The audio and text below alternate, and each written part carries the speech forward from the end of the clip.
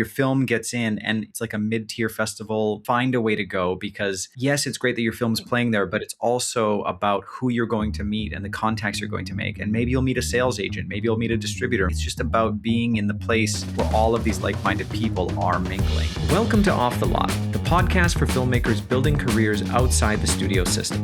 We're your hosts, Ken Kavatoff and Anthony Ebb, and this is where we break down what it really takes to get indie films made. Let's dive in. All right, Anthony, hello. How's it going? We're back. How are you feeling? I'm feeling great. Summer has finally arrived here in Vancouver, I think. It's so hot. It's so hot. Yeah.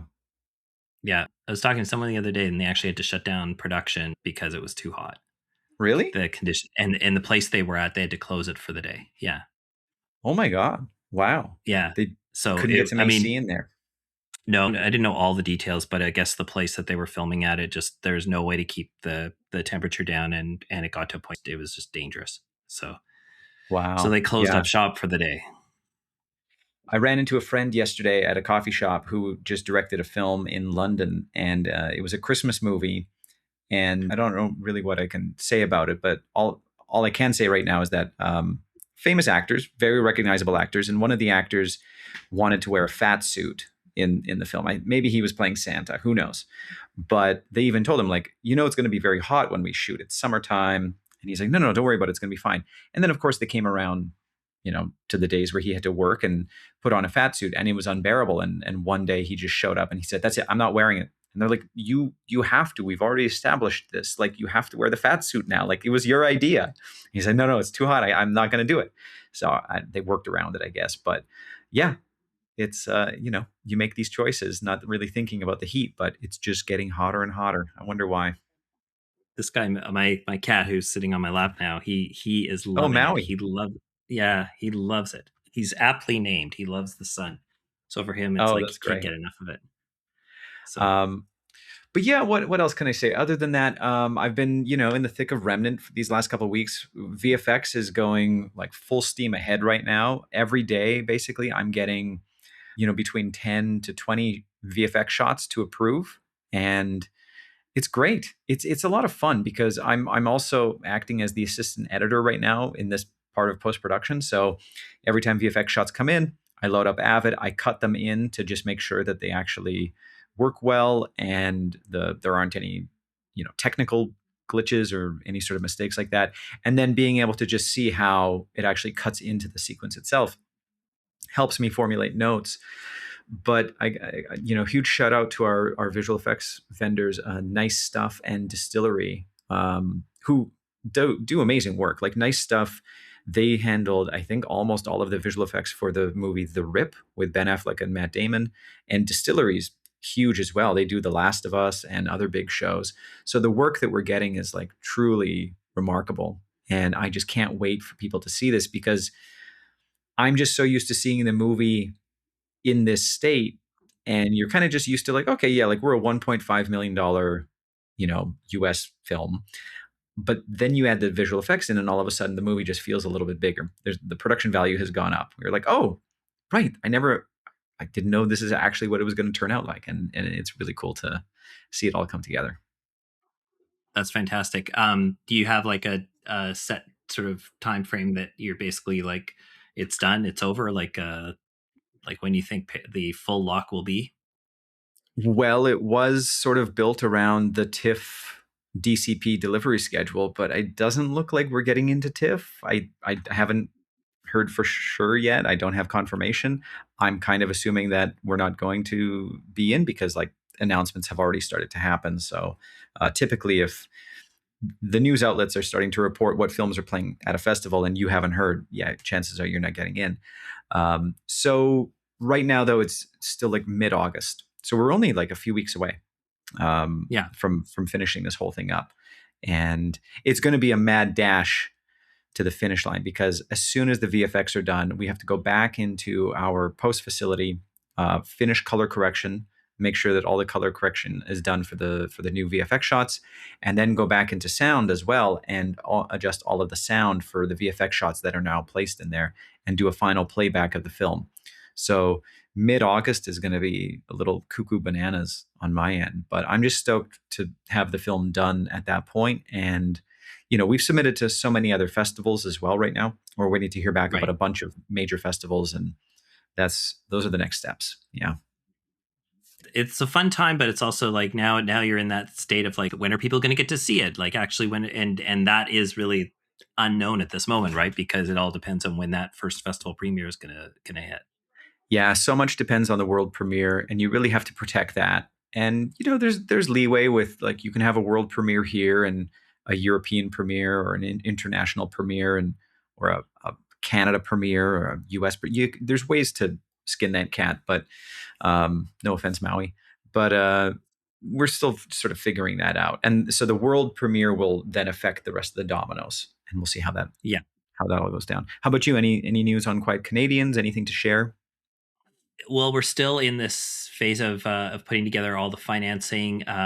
We are having conversations with investors right now, which is really cool. So, like, legitimate sort of forward thinking investor conversations.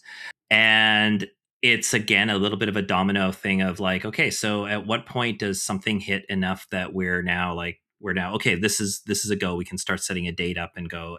We're now in sort of soft prep because we've lined up. It's funny because we've lined up like uh, some of our main key crew positions are basically lined up. We're going to do Oh, a great. final go through on the budget in the next week or two. We're basically going to sit down and have like a kind of a go through with our line producer on the budget and get all of the pieces in place. Make sure we've got everything. We've been getting quotes back on a whole bunch of things.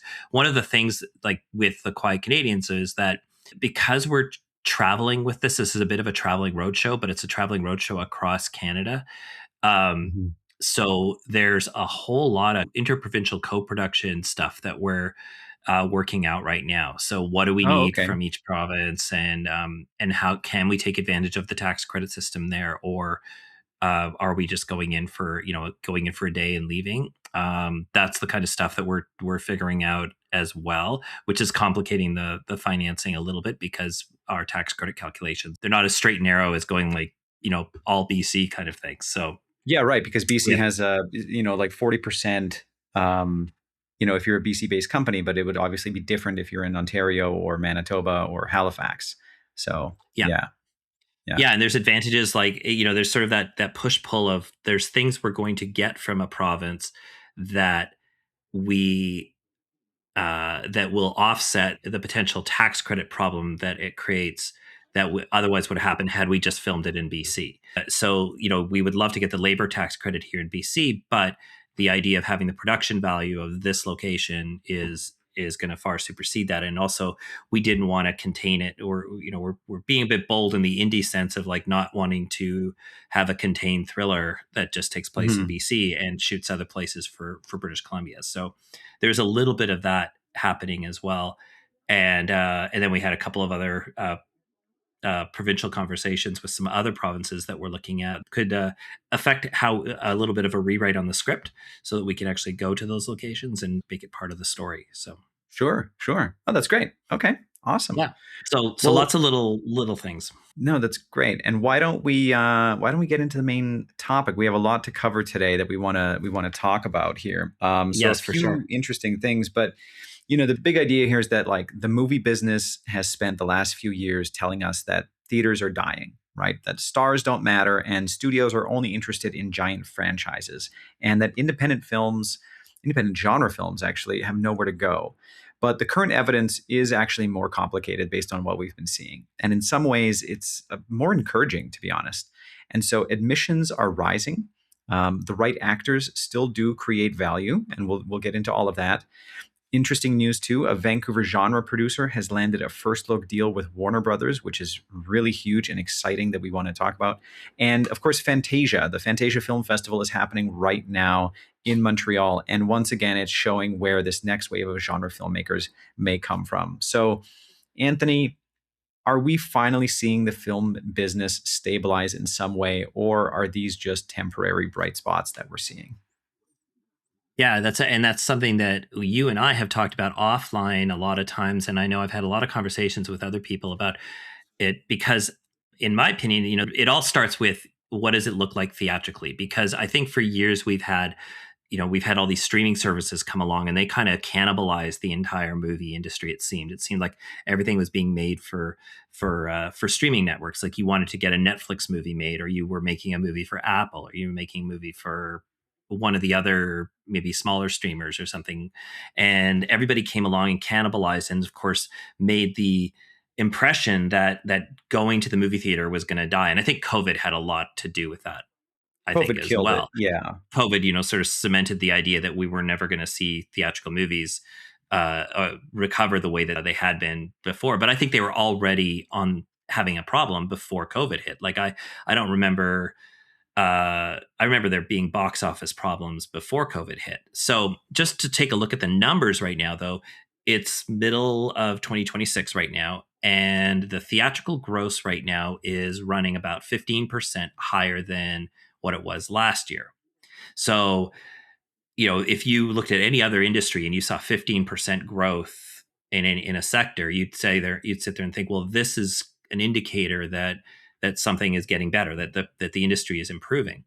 And I think you and I have talked about, like, well, what's the difference right now? Like, what blockbusters have come out that could have skewed that number for us Well, I this mean, year? this year, like Obsession and Backrooms have totally skewed, and Right. Project Hail Mary and The Odyssey is also tracking. We don't know the final box office tally, but like Odyssey is going to be huge.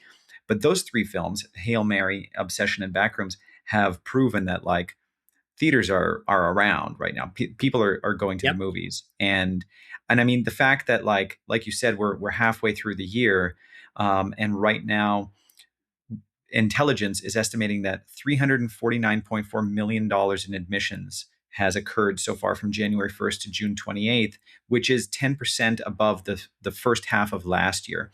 So if this trend continues, that's going to be roughly $700 million in box office, or, well, yeah, in box office admissions, which is great. It's still not really that close to pre-COVID. Like, I don't know if it was 2016. No, when was it? Yeah, it was around pre-COVID. Was it roughly 1.1 to 1.2 billion in annual admissions? So we still have a ways to go to get back to pre-COVID numbers, but the trend is going in the right direction. Movie theaters are doing better year over year, and there are a bunch of reasons for that, which we can get into. But throw it back to you. What do you think about that? Well, one of the things you brought up too is the variety of the types of films that we're seeing out there. So, Obsession, Backrooms are kind of like, we've been seeing the genre, like the horror film genre, kind of have its own life cycle, I guess, if you want to call it that, or its own build.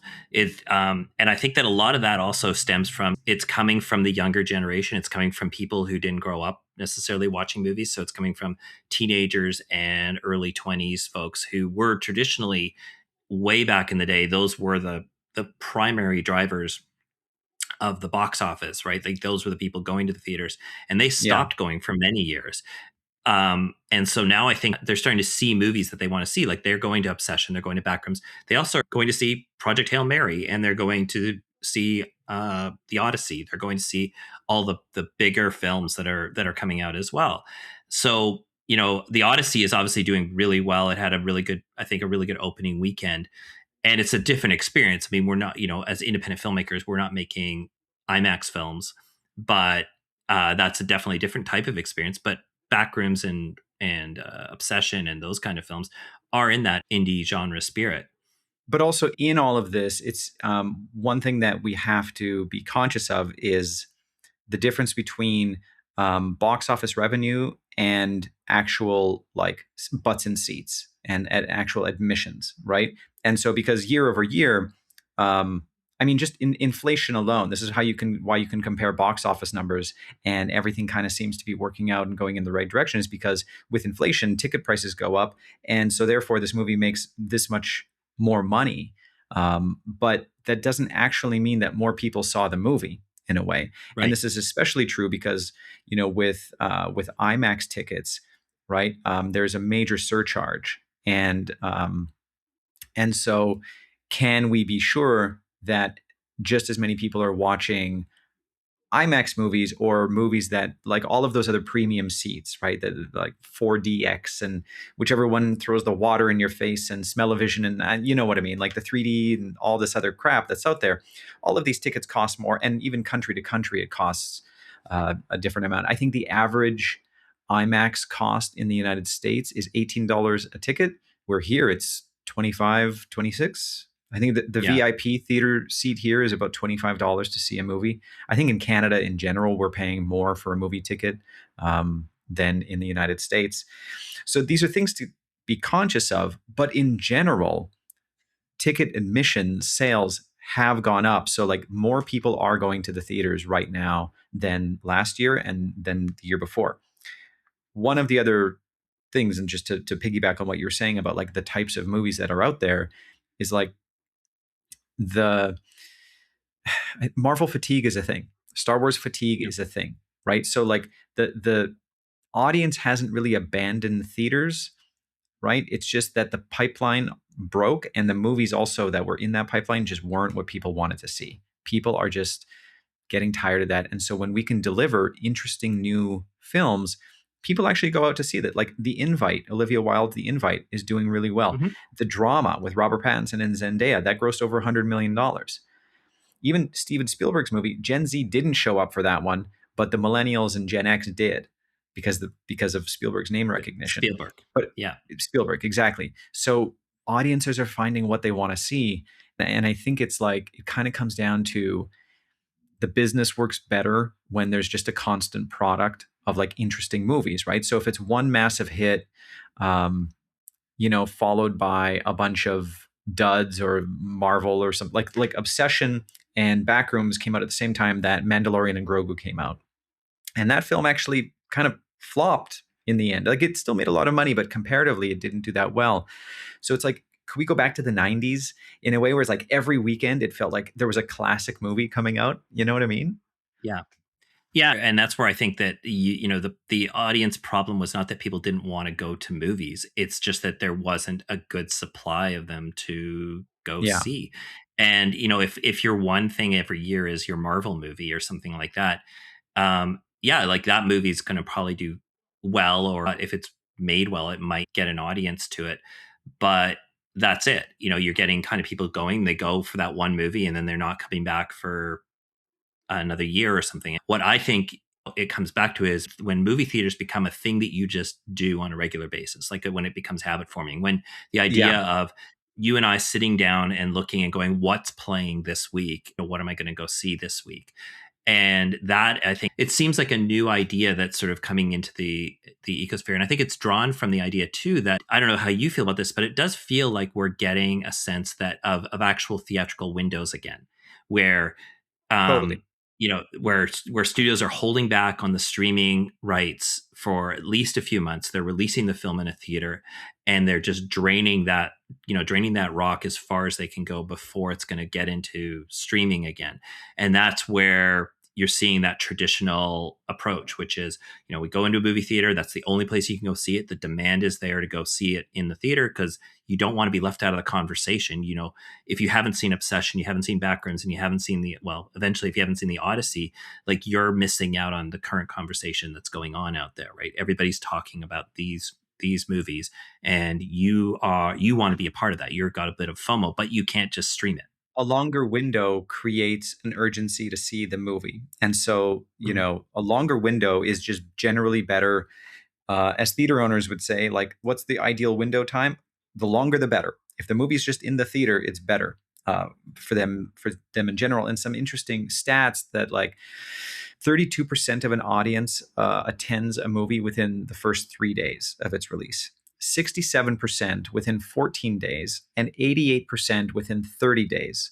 And so that remaining tail is still really, really important. And like the knowledge that a film will not be at home immediately does push people into the theaters. There's one Mhm. podcast I remember hearing about like they should just advertise on the trailer like this movie won't be on streaming for 5 months. And it's like, hey, like why not just say that? Because if hey, I really want to see this movie, but it's going to be a 6 month wait until it comes out to Yeah. streaming. Okay, let's go to the theater. Let's make a date out of it. And I was like, yeah, that's a great idea. Maybe I'll do that with Remnant. Who knows what Yeah. our windowing will be? But yeah, the more people that can just go to the theater to see the damn thing, the better it is for filmmakers and for audiences. Because come on, nothing beats watching a movie in a theater on a big screen. It's great. Well, and there was one thing like I went to see the Odyssey, and they showed in IMAX. They showed the first 4 minutes of Dune, Right.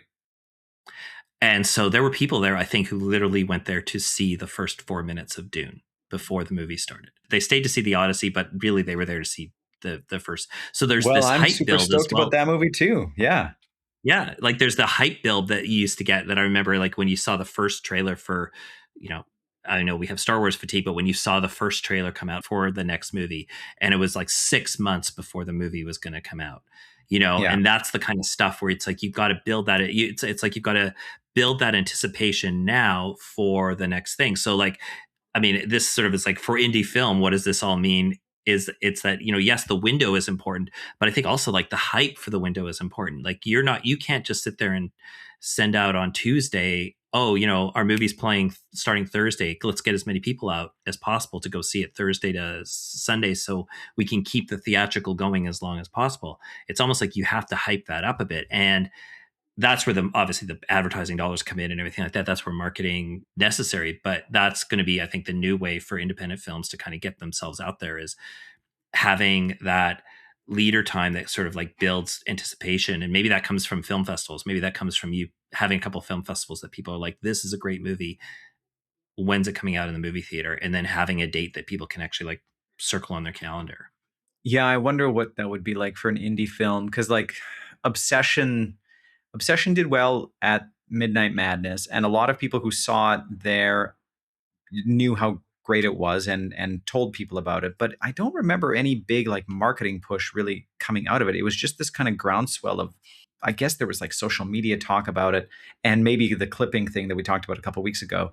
But eventually, I mean, Obsession just took off, and yeah, Mhm. it'll be, again, these are the types of movies we need in the theaters. And like what it comes down to for me is Hollywood can't just survive on four giant event movies per year, right? We need this like healthy ecosystem of big movies and small movies, so that theaters can survive with the big movies that come out. But God, give one of your smaller screens to an indie, and Yeah. just let that film be there so that people can say, oh, well, everybody's going to see the Odyssey again. Why don't we go check that one out? And I Yeah. like what you said, though. I think it's true is that like when we were growing up, going to the movies was a thing. It was like, well, what's playing this weekend? Like that was just one of the boxes that you checked in your weekly routine of like, hey, let's check what's at the box office, what's playing. But now people don't really do that, because I think to your point, people are like, oh, that movie's coming out, I'm going to go see that and make a thing of it, rather than just like, hey, movies exist, great movies are Mhm. out, let's just go see one of those ones. And I think, man, if we could just get back to a few great films every weekend, not even great, like just interesting original films to just to give people choice. They don't all have to be big spectacles, right? And that's why Olivia Wilde did a great thing of just pushing the invite and Yeah. getting a theatrical distribution for that. And it did open up much wider, because even here in Vancouver, it played at Fifth Ave for a while, which is like kind of the niche Cineplex, right? All the more art house indie films go there. And then if they do well, they'll open up and expand into the larger theaters that are in the area. So now it's playing at the Park Royal Theater near me in West Vancouver. Yeah, and then you can find it at, your local cinema. You're not making a trip out to go and find it. And I think, we used to have seasons, right? Like we used to have, summer blockbuster season and, you had that just giant release of all the blockbusters just kind of every week there was a new one that kind of came out. And so you'd have Batman comes out and then or Indiana Jones comes out and then Batman comes out 2 weeks later. And then it's like, so you're getting that constant pipeline. And that's where all the studios, it's almost like that's where they make their money. Like they make their money on all of their tentpole films for the year. But then it transitions to a fall and a winter Oscar season. Right. Yeah. Like, so then all the Oscar films drop in the fall. And so, because, and obviously there's a whole thing about you drop them just right at the time when people are starting to think about who they're nominating for the year, so that of course it makes perfect sense. But you have that season again, and so now what you're doing is your fall becomes your, like, if I'm a moviegoer, it's like I'm going to go start seeing all the films that have Oscar buzz to them, Yeah. The prestige and films. the prestige films, and you can go and do those over the next few weeks, because you can basically go and see your lineup of best picture nominees that are basically going to start coming out, and good actors and things like that, like sort of like all of those films start to come out in that regard. You always knew that the tentpole films were going to fund the Yeah. studio, and Yeah. then they would go and get their Oscar buzz, and then they would, the spring would be for re-releasing things and seeing new, January to And March February was was like always like romantic comedy, and like for the most part, romantic. I don't Yeah, think we've lost the seasons in a way. Like I think Oscar films are still coming out in September, October, and November.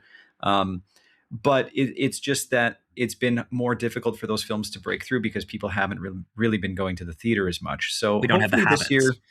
we start to Yeah, see that. And one thing that I'm interested to talk about here as well, and this kind of ties into what makes people go to a theater, is really it comes down to like casting, right? And so this is something yeah, you and I have talked about when it comes down to who is going to take over, who's going to lead your film, right? And so right, if audiences are now choosing a very specific movie rather than choosing something that's just at the multiplex, like we've been talking about, one of these questions comes down to like, well, is it because of the actor, right? Are they choosing this movie because of the actor? And so something that independent producers are often saying is that they need a name in their film.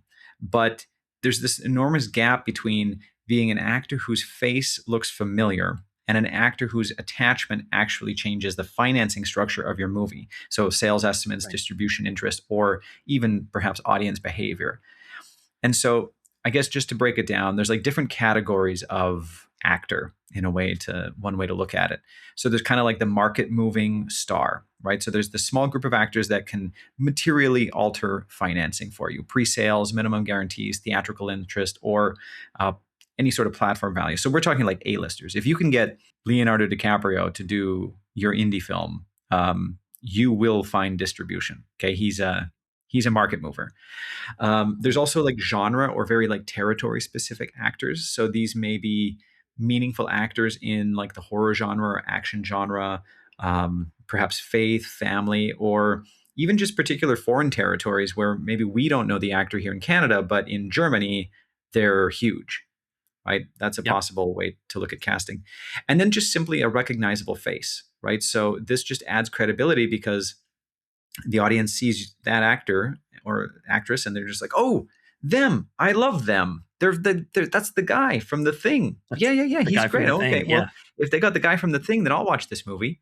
And then lastly, there's just simply the best actor for the role. So this could be somebody who's just going to make your movie better, but not necessarily a recognizable face, a name, but just talented and best for the character. So yeah. I just went through all of this with Remnant. You are about to go through this with Quiet Canadians, but what's your take on casting and what does this all mean to you?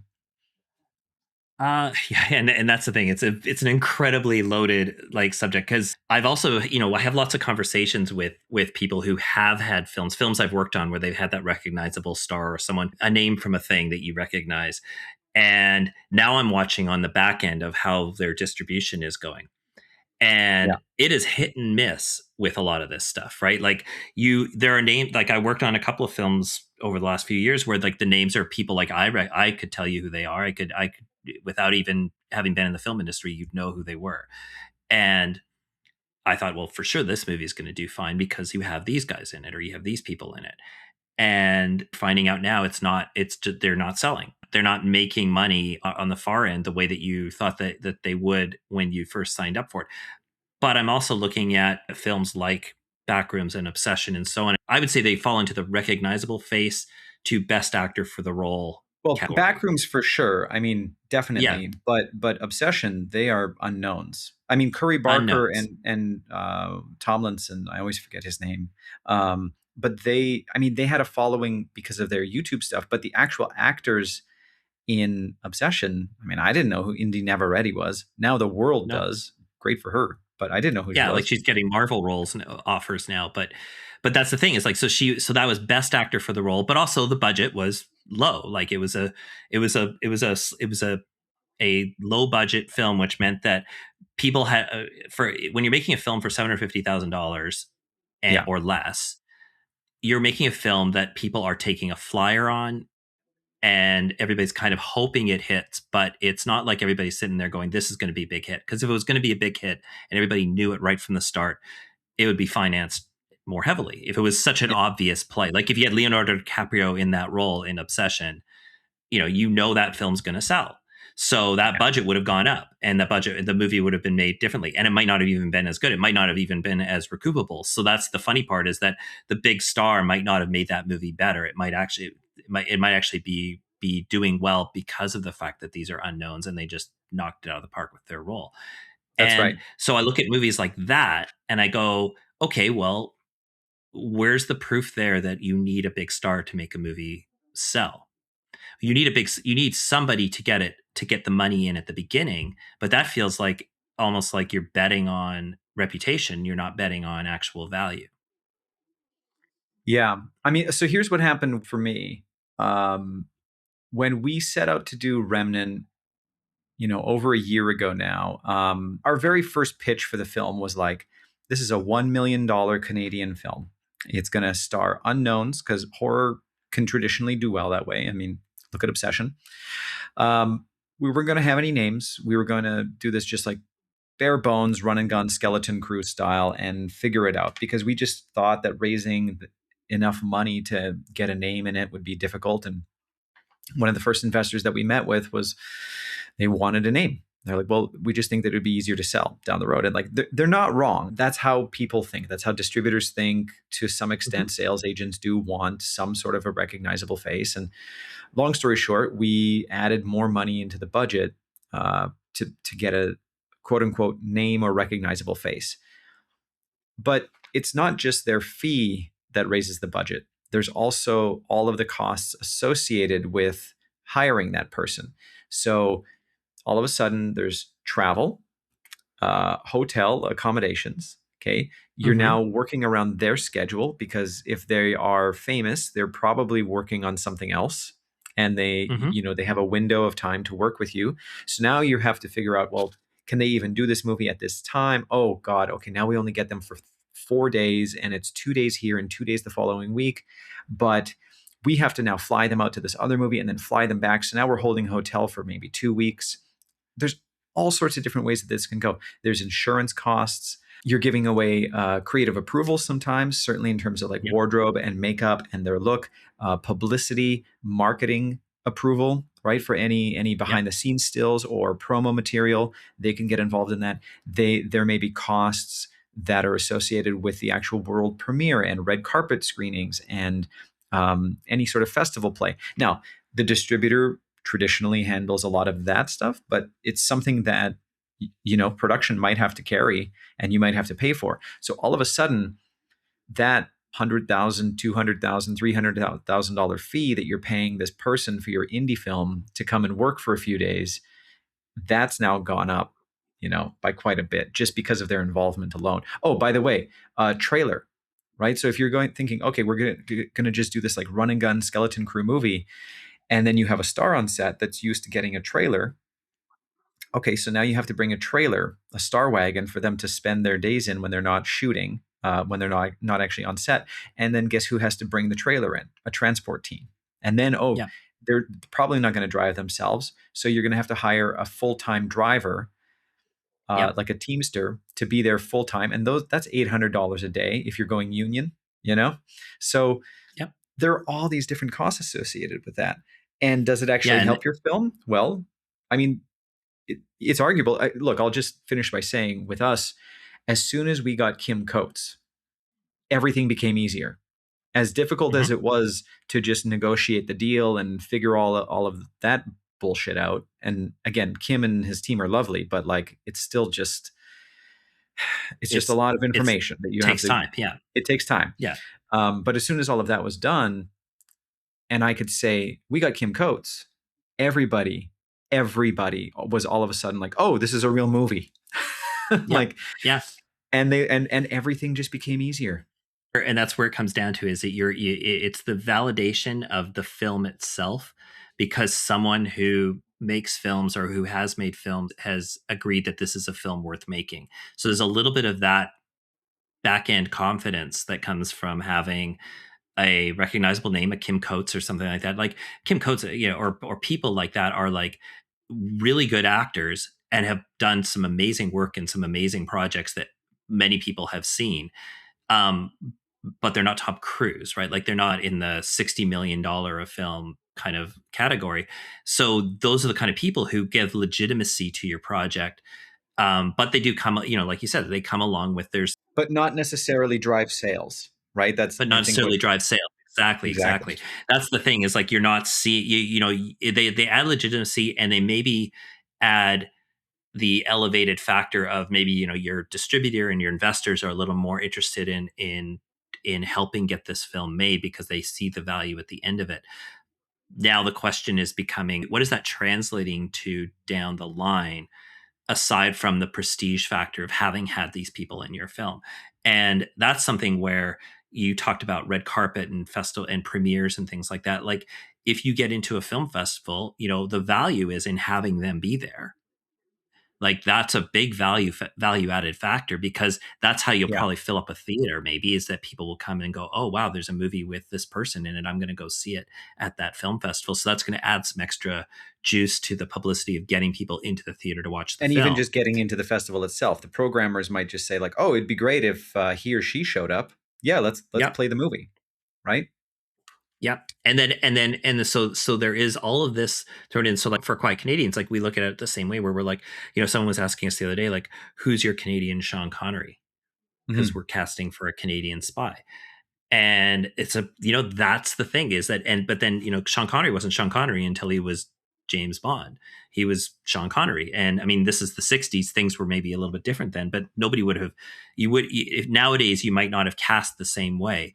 And it's interesting with the casting director for some of these films, like Game of Thrones, for example, is a really good show where they cast a whole bunch of people who people kind of like recognizable faces, but nobody famous, except for maybe Sean Bean and a couple other people. And Jason Momoa was a guy that bounced around and he did Stargate before that, so sci-fi fans knew him, but he wasn't Yeah, Jason Momoa. He wasn't as big as he is yeah. today. He Yeah. wasn't as big as he is today, but that show was built around ensemble cast of people who were just like the right people for the role, but also just they inherited that Yeah. role, they turned that role into what it was. And these are in big budget realms, but that's also what we're always looking for in our indie films is how can we concentrate the right group of actors so that everybody elevates each other, but also they make the film better by their presence being there. And I think that that's something where I mean, obviously casting is an art form. I think it's more than anything else. But at the end of the spectrum, are we seeing the value in the sales for that film? There's a lot of movies out there that are going to festivals and things like that that are just they're gonna have their good weekend. People are gonna go, oh, these were interesting, but nothing that actually drove sales because the cast that you did cast for that film, yeah, like I know who these people are, but 3 years later, I don't remember them even being that movie doesn't have that same juice that it had 3 years ago.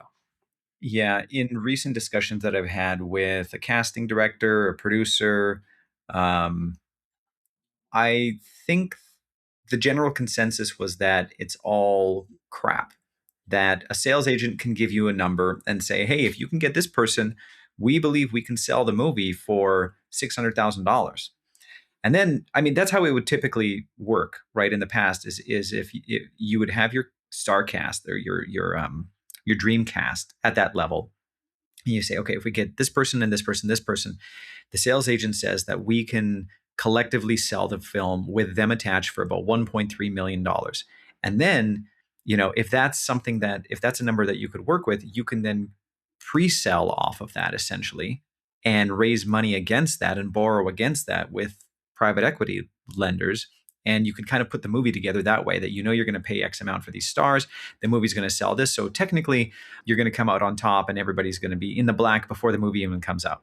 And that's one way to put a movie together. I don't really know if that's working anymore with pre-sales because everything's just so up in the air in general. And this is something that I'm also going through with another film. It's just like, how do we raise the money for this? And is pre-selling the movie even an option anymore? Um, but back to my discussion with casting director and producer who have just gone through this, and yeah, it just kind of seems like it's all crap. That ultimately it's just like I think a recognizable face helps. Okay, just in Yeah. general, people want the familiar done in an Hmm. interesting way, but I don't think that a number associated with that face is generally going to be true. And what's going to sell the movie is it a good movie? Does it get into a festival? Does it get good letterbox reviews, Rotten Tomatoes score, and how does it play? How does it play at that festival? And is a distributor, seeing it and being like, yeah, can we actually sell this? Can we actually get this off the ground?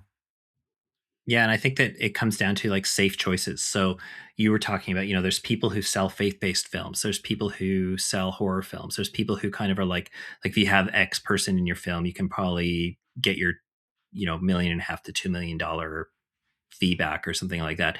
And Yeah, maybe, 6 to 9 times out of 10, that's exactly what's going to happen. These things are going to churn themselves. So they're going to turn into like most Hallmark movies have their sort of Hallmark casting, which just, they just rotate around. They do a bunch of different Christmas movies and you see the same yeah, kind of actors and same kind of things. So they know they're getting their value out of that. They're not hitting like $100 million home runs with these people. no, Right. And that's where I think that what I think you're trying to do, and maybe this is why casting is such an art form, why casting directors now have awards, is it's a recognition that actually, the value is in finding the right people who actually just like make the movie to the point where you cannot imagine that film without them, but also it has taken the film to the next stratosphere. Like you're always, I think, with your movies trying to create movies that are undervalued from the start and exceed their expectations. And I think it's almost like a stock picking, right?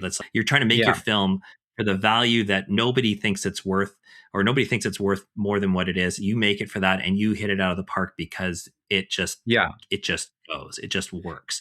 You don't get that with safe casting. So you don't get that with um, recognizable, but basically formulaically thrown in there. Like you can tell they were brought together for the purpose of selling the film. So they got the financing for sure, but you're not hitting it out of totally. the park.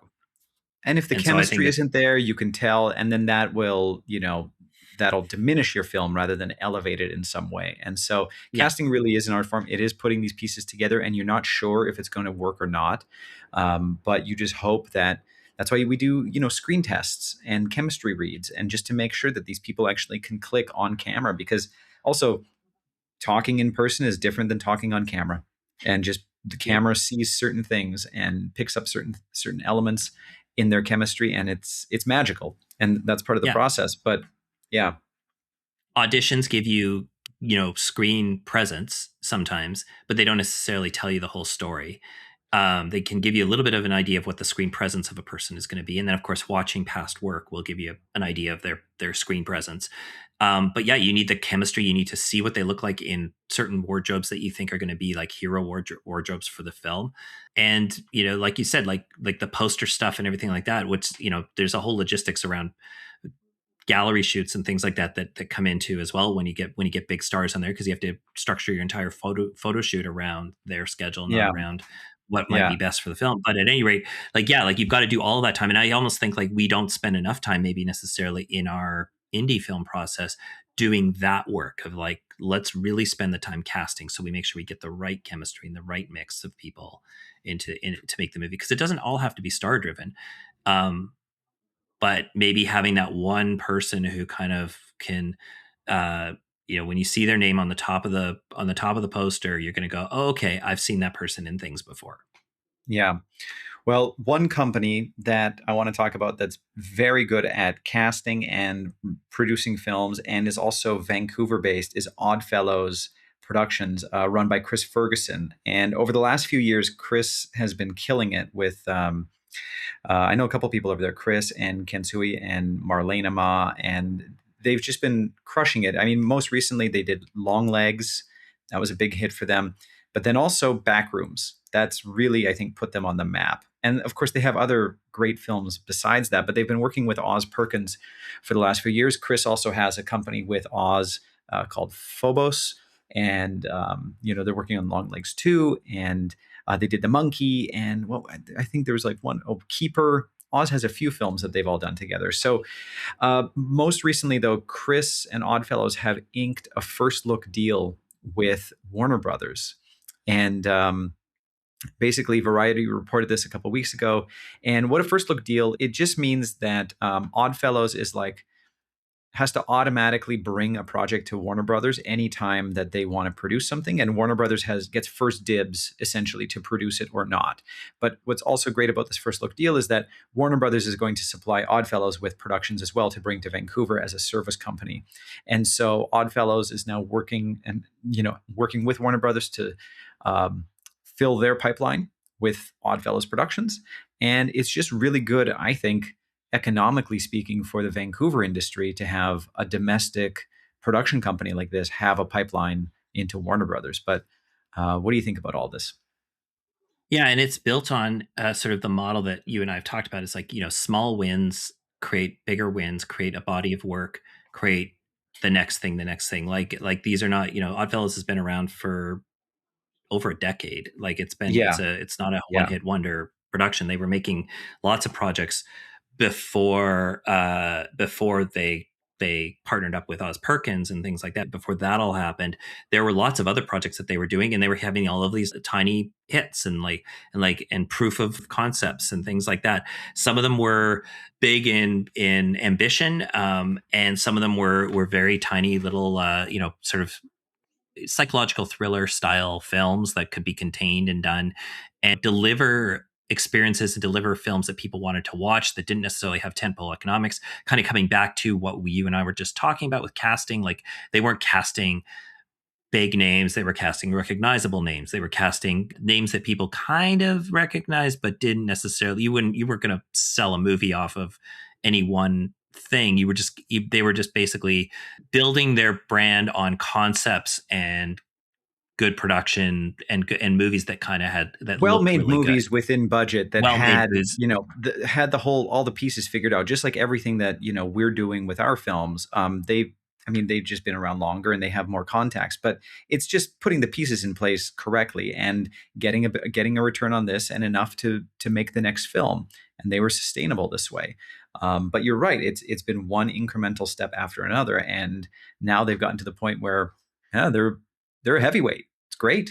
Yeah. And the lesson I think for everybody is like there's a competition, but there isn't really a competition. It kind of goes back to what we were talking about theatrical and casting and all this other stuff. It's like if there's good products out there, there's more than enough theater screens for there to be a lot of movies out there, and that you can get a lot of people going. So like it's not a question of competing and things like that. Like if Oddfellows succeeds, there's other film companies that have the chance to succeed. But also I think you have to look at, if you and I or other people who are making films, it's like, how do you get off the ground like that? How do you get off the ground with a production company like Oddfellows? I mean, Braun was here first too. Remember, like Braun Studios was a Yeah, and local then they went company for a bankrupt while. for, I Then they went think, bankrupt. other reasons. Nothing to do with the Other reasons, filmmaking, no, but they were or but that everything to do with starting point. the way they made films. I don't Yeah, want well, to. they were just making I don't them want to get into it. overpriced. The idea that you make a film within the budget range and sort of like with the available resources you have at your disposal. If you have a contact in the States who can fund your film or who can, give you some distribution juice or something like that, great. That's a good starting point. If you've got a film that is $1 million or less or something, and you just to put it together with people you knew who had the money to finance and put together the film, that's another way to do it. You could also do it with a $10,000 micro budget film too. Like if you make a really good micro budget film, it might take off too. There's no one success metric that you can go to other than you just need to make something that people decide they want to see. They watch it, they like it, they go, I'd watch another film from them, and then you repeat the process and you find a way to build a repeatable system that can deliver the brand that you're going for and the types of films that people are expecting to see from you. And are you going to get that rising success of a Backrooms? Maybe. I mean, you have to make those films in order to have the chance to make those films, right? So I think that you're always one film away from maybe getting that one big hit that takes off. But remember, Backrooms was finished last year and came out this year. But Backrooms was finished. Longlegs came out last year, No, the 2 years ago. 2 years ago. All Yeah, these films were in production or in development and in production before one of them necessarily hit. yeah. So Osgood Perkins was developing these films, all of the films he developed, he was developing them Like they didn't just hit with one film and then go, oh well, what's the next one? Oh, I'll get down to writing a script and we'll make the next one. It's like no, like there was a pipeline of activity going on that fed itself. So you get one film going, and then they go, oh, we really like this. Let's start feeding. What else do you got? What else you got? What else you got? And you're just constantly feeding in. So now you've got 5 films uh, that Oddfellows has done over the last few years, probably more, but 5 films over the last 3 years that have been released. But those were all being made Yeah. in 2002 to But also, I 2005. mean, Backrooms, the development process for that started 4 years ago when Kane Parsons was Right. like 16, and like Jason Blum and James Wan met with him before Oddfellows was even attached, right? Like Universal came to Oddfellows for that one, Right. or yeah, Blumhouse did anyway. But yeah, so these things take time. But I totally agree with the point you're making, which is just figure out what you're good at making and repeat that pattern, right? And then Mhm. and build your brand that way, and the rest will come. But it takes time, and you're totally right. You're only one film away from the next major success. And I'm curious about how this deal will affect Oddfellows in general. And I don't have a horse in this race, but I am wondering if Warner Brothers being involved with them now, with scale and distribution, um, won't sand the edges down of Oddfellows. I hope that like they can continue making the types of films that they're making. Because whenever you're dealing with a studio, it's just so slow.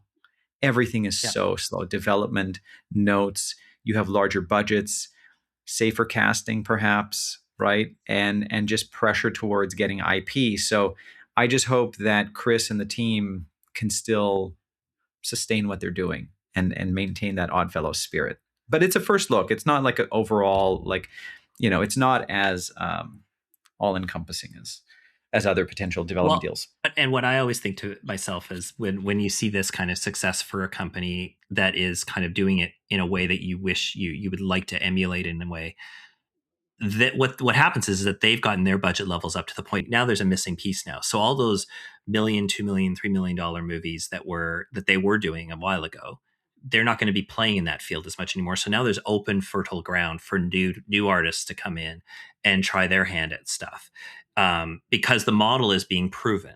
And so for me, for other people, it's like the model is being proven that all you need to do is you need to build the system, build the repeatable system. We don't need to reinvent anything. We don't have to convince people that it can work, because you can just literally show people it can work. You just have to Yeah. put the right people together to make it work, and those right people are me, you, whoever it is. And the great part about that too is that you can sit there and go, look, we work with the same crews that Backrooms worked with, right? Like the same people are accessible. Yeah. Yeah. And in fact, there's not just them, but there's other people just like them out there in Vancouver, locally, literally like in our backyard, that are all looking for films like this to be part of, because they'd like to be part of that kind of a story. And you're just and so when you're going out there to try to pitch your film, if you're anybody out there who's an independent filmmaker, is like, what can you bring to the table, and can you show that this model can be proven now, or that model is proven? Like we're not having to convince people anymore that theatrical works, because it is working. It just requires the right. It's not, and one off might be like Long Legs. If that had been in isolation, you might have said, well, that was like a lottery ticket. But it's a repeatable thing. They've had box office success, repeated. That's not accidental anymore. It stops being luck. It starts being more of a process, and it's a showcase that in Obsession, different company, different thing. Same idea though. It's like you put the right process together, you make a good film, which of course is always like in real estate, it's always location, location, location. In filmmaking, it's always like good story, good film, good story, good film. Everything else can kind of take care of itself. Yeah, no, that's absolutely right. That's absolutely right. And in terms of that process and sort of the path to getting these films to find success, it starts with a festival. So why don't we just talk about Fantasia here before we wrap up? Because Fantasia is happening right now, and I know Oddfellows has had films that played there as well, but Fantasia is one of the largest genre festivals in the world, one of the most prominent, certainly the biggest in Canada. What can you tell us about Fantasia? What's your experience? I had a short film that got into it last year. But Oh, we great. weren't able to go because we were working on a show. But our director and our writers went over to it, and they had a blast. They said it was it's like the interesting thing with with a festival like Fantasia is it's not just film people going to that film festival. It's people who love the genre films, and especially horror films, which are kind of like, if you want to say, what when people say genre films and they say what does a genre film mean, I'm like, well, generally speaking, it's probably a horror thriller. Like that's kind of like Horror, the thriller, typical sci-fi. definition. Thriller, Yeah. sci-fi, things like that are Fantasy. typically horror Yeah. films. Yeah, and then like straight action films can kind of fall into that. Although you start to kind of whittle things down a bit because action becomes action drama. We're talking Yeah. about like horror films tend to be like top of the ring, and then sci-fi thriller top of the ring style things. Not big budget stuff, but just like that's the genre. So our short film got in and had a really good reception there. I know that our the director and the writers got to meet with people, to talk, to network and so on. But I think more significantly, it offers an opportunity for fans and audiences. So the people you actually want to see these films that aren't in the film industry, and people who like blog about your films, to go and see these films. That's generally what happens. Is you get a lot of people who are like, horror bloggers who go Yeah, to Fantasia. Fantasia gets a lot of press for sure, and a lot of distributors show up to Fantasia. Fantasia is kind of it's a kingmaker in a way. Mhm. You can find a lot of success. So I have a confession to make. I guess I can say it publicly now because the festival's happening. But Remnant got accepted into Fantasia this year, but we Mhm. couldn't play because the movie's not done yet, and we knew that our post schedule, it was just impossible to crunch it down to get it done for Fantasia, and so we had to pull the submission. And I'm just kicking myself because I wish I was there right now getting to screen Remnant, but it was absolutely impossible without sacrificing so much of the quality in our visual effects and final Yeah. product, where I'm like, well, then we would be actually playing a movie that wasn't good enough, in my opinion. And so then, like, what are we doing here? So yeah, that hurt a little bit.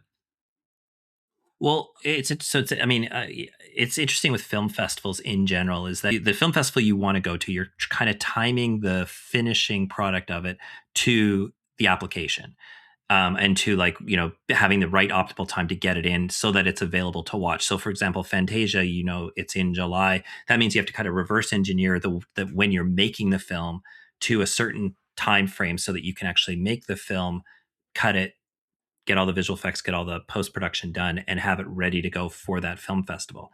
And that's the thing that you have to reverse engineer on all of these. That's why for people who are trying to get into Berlin, into TIFF, into Cannes, into Yeah, South by Southwest, Sundance, all of those, they come from you finding the date that the date needs to be submitted by, and the finished product has to be available by then. So that means you reverse engineer backwards to making your film so that it's available during those periods, because and ultimately that's what you're trying to get out of movie film festivals like Fantasia and TIFF and Cannes and all yeah. these I other mean, in ones a that have. perfect world, but then at the same time, we were faced with a production challenge of like, no, we have to shoot right now because if we don't shoot, then we lose Kim and we lose all of these other elements. Yep, And yep. so, um, it would have been great to shoot a little bit earlier, sure, but it wasn't also Fantasia was not the festival that we were gunning for.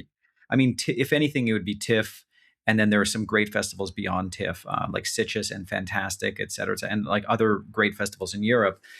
So it just would have been awesome to play in Fantasia, especially because Zach Lipovsky has a film there right now with Freaks 2. Um, Jane Schoenbrunn has Teenage Sex and Death at Camp Miasma playing there right now. Cape Fear, the Apple show, is actually playing there, which is cool because I have a friend that developed that. And there are a bunch of world premieres. Other filmmakers we know just had their premiere for a film called Tight Lettuce. And so, you know, it's it's a really cool place to be, and I wish I could have played there. But there will be time. My next film, we can go there.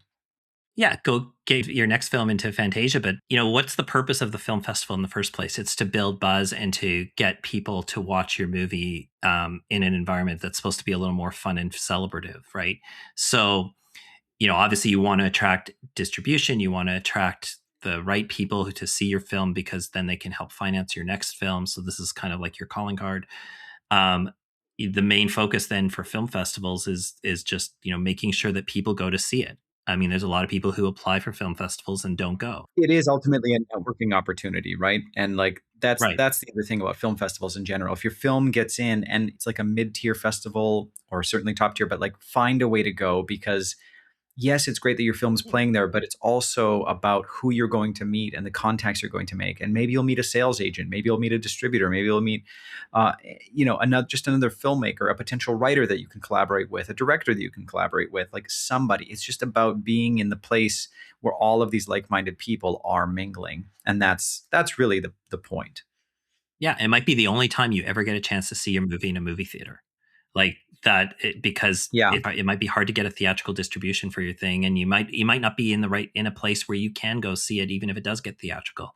So the opportunity to see it in a theater, the opportunity also I think to uh, create conversations around your movie in a way that isn't necessarily a publicity budget, but it is a publicity budget. I guess it's like, getting publicity for your movie, which is really in the end, if you want to sell your movie, it has to be a thing that people want to buy.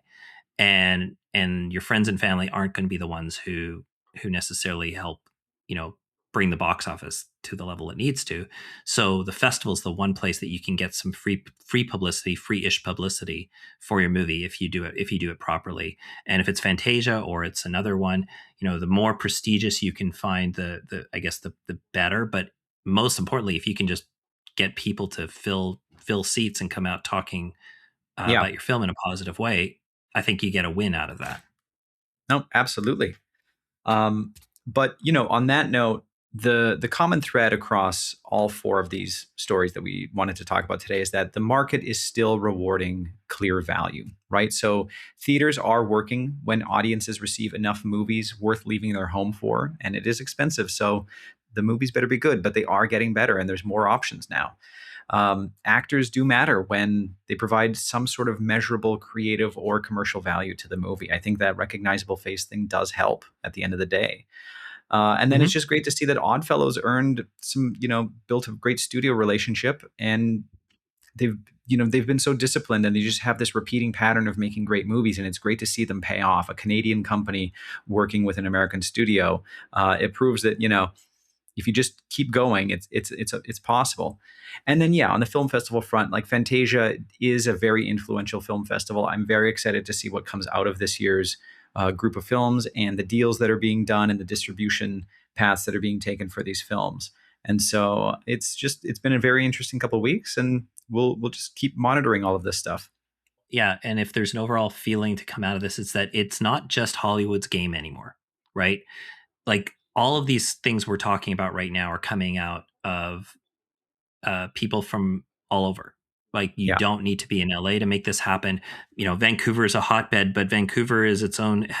Vancouver is the Hollywood North, of course, but we're not necessarily just a service production area for the states. We can generate our own stuff, but all of these, there's a very decentralized thing I think towards the film industry right now.